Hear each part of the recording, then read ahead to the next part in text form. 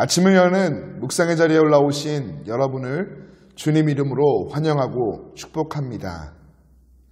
오늘 예수님께서는 12제자를 데리고 예루살렘을 향해 올라가십니다. 예루살렘은 예수님께서 하나님의 종으로 이 땅에 오신 목적을 성취하실 곳이죠. 예루살렘에 가까이 이르자 예수님은 하나님이 선지자들을 통해 예고하신 모든 것이 인자를 통해 성취될 것이다 더 구체적으로 제자들에게 알려주십니다. 여기서 선지자들을 통하여 기록된 모든 것이란 예수님의 생애를 통해 성취될 하나님의 목적과 관련된 모든 사건을 가리키는 것으로 예수님의 순환과 십자가 죽음을 통해 하나님의 목적이 성취되는 것을 구약 전체의 초점으로 예수님은 이해하십니다. 맞습니다. 구약의 모든 시선은 예수님을 통해 이루어질 하나님의 역사를 향하고 있습니다.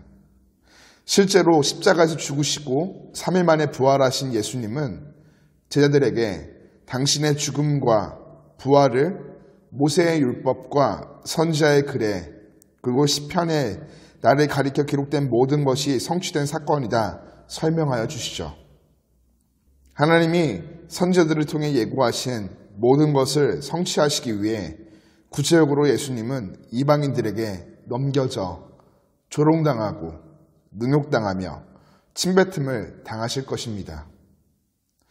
유대 지도자들은 예수님을 이방인들에게 넘길 것이며 이방인들은 예수님의 죽음을 집행할 것입니다. 조롱과 능욕과 침뱉음은 십자가 형벌의 목적이 당사자에게 수치와 고통을 안기는 것임을 암시하여 주죠. 모욕하는 자들은 예수님을 채찍질하고 십자가에 못 박아 죽일 것입니다. 수치와 고통은 여호와의 종, 고난받는 종이 겪는 운명으로 구약에서 이미 예고되었었죠. 이방인들에게 순환받고 십자가에서 못 박혀 죽은 인자는 3일 만에 죽음을 이기고 살아날 것입니다. 종의 운명은 고난으로 끝나지 않습니다. 부활의 영광으로 이어지죠. 그러나 예수님의 말씀 앞에 제자들은 전혀 깨닫지 못합니다. 그들은 예수님이 이루실 하나님의 목적이 무엇인지 또 어떻게 그 목적을 성취할 것인지 이해하지 못하고 있습니다. 함께 예루살렘으로 향하고 있으나 예수님과 제자들의 목표는 서로 다르기 때문입니다. 누가복음을 기록한 누가는 제자들이 이를 깨닫지 못하는 이유에 대하여 그 말씀이 감추었기 때문이다 라고 기록합니다. 그렇습니다. 당시 예수님을 따르던 제자들은 말씀이 감추어져 있었기에 깨닫지 못했습니다.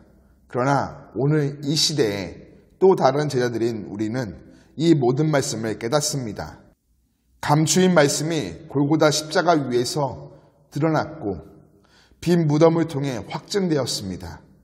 구약의 모든 성취로 예수님께서 십자가에서 대속을 위해 죽으시고 3일 만에 죽음을 이기시고 부활하셨습니다.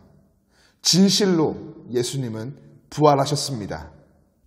오늘 제자로 부름받은 우리의 삶, 죄사함의 은혜와 부활의 기쁨, 영광을 어제의 사건으로 여기며 점점 더 무덤덤하게 살아가는 것이 아닌 매일 삶의 자리에 사랑과 은혜, 영광이 끊임없이 새롭게 이어져야 하겠습니다.